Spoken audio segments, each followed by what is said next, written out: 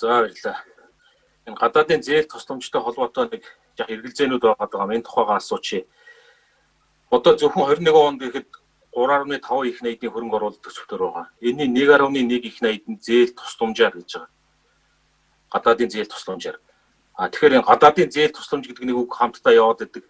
Гэтэл энийг ингээд бүтцийг нарахаар 90% нь ерөөсөө зээл байдаг юм байна. Зээл тусламж болоод байх. Тэгэхээр энэ гадаадын улсын төсөв бид нар саяхан хэлцэж батлахдаа улсын төсөвдөр байгаа тэр хөрөнгө оруулалтыг улсын төсвөөс гарч байгааг зөвхөн заалт бүрээр нь ярьж байгаа. Гэтэл гадаадын зээл тусламж гэдэг энийг 1.1 их найд гэдэг нэг том дүнгээр орж ирээ батлагддаг. Одоо орж иж байгаа энэ 23 тэрбум йений зээл гэдэг чинь ойролцоогоор төгрөг шилжүүл бараг 6-700 тэрбум төгрөг. Гэтэл энэ ингээд ерөөсөө ингээд багцаар зүйл заалтаараа энд ямар ч юм ярьдгүй.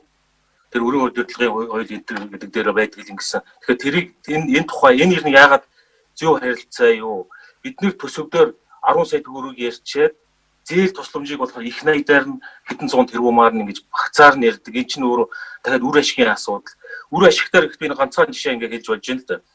Хинтээ аймагт баригдаад байгаа нэг асуудал болоод байгаа аяз жуулчлалын зохицол өргөч чинь 39 тэрбум доллар тэрнээс 19 тэрбум тийшээ Азийн хөгжлийн банкны төслөөр шилжиж байгаа юм шиг үү.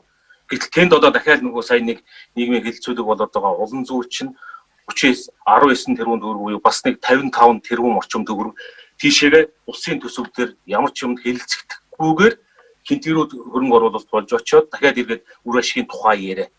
Тэгэхээр энэ зээл тусламжтай холбоотой энэ нэг том харилцааг өөрийг нь эргэж нэг шинээр авч үзэх ёстой юм шүү. Яг энийн дээр бас одоо энэ зээл биш ер нь зээл тусламжийн харилцаан дээр бас бодлого зохицуулалтын хувьд энэ одоо явж байгаа чиг шугам маань зөв үү? Энийн дээр нэг хариулт өгөөч.